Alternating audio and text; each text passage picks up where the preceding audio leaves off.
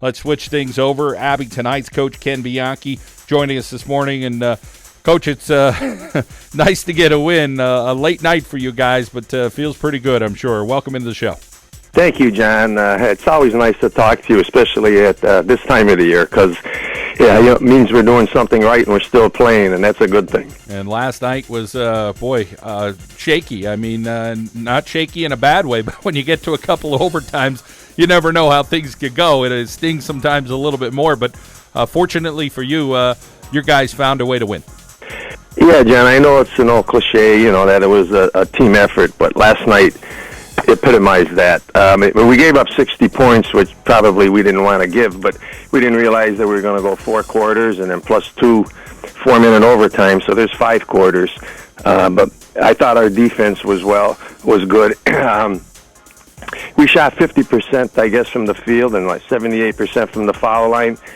And everybody contributed. We had 3 guys in double figures and 1 with 9 points. That was Seth, but he had 4 key blocks for us. What we wanted to do with their height and their athleticism, we couldn't give them a lot of second shots.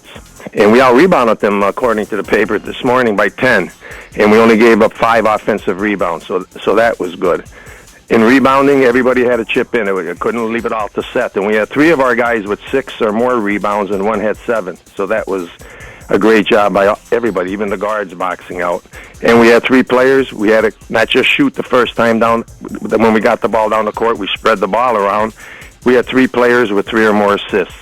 And the 2 big ones were when Trey had a big steal late in the game, and Jackson's big steal with 24 seconds left in the second overtime was really big for us. You guys step it up and playing great competition. We already just found out, I guess you guys are going to be playing Chester, and it's going to be tomorrow at Bethlehem Liberty. It looks like a 2 o'clock start. It's been kind of unprecedented, the no practice, the not getting in a gym. How did you kind of face that, Coach, this week with, just trying to keep your guys, their heads right, and then you got to get out and actually play now? You guys will have a 24 or 48-hour here turnaround before you have to play again. Well, John, we just have to not let the kids think that they're at a disadvantage when that happens. And we just pointed out to them. I can remember my days at Scranton Tech, and we had one of our school directors pass away, and the school was closed. We weren't allowed in the gym for one week. And we had a big game. The first time we met was Saturday morning. I can still remember we played Scranton Prep at Prep and beat them. So it can be done. I mean, sure, you wanted to practice every day, but when you're not allowed in, you're not allowed in. You just have to go with the flow. And we just try to emphasize it. We've been doing it all year long. Let's just make believe we were practicing. And the boys took that advice, and they played well last night.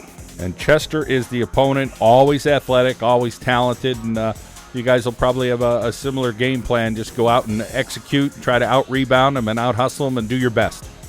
Well, we hope so. I'm going to find out at 1 o'clock. I mean, it was brutal.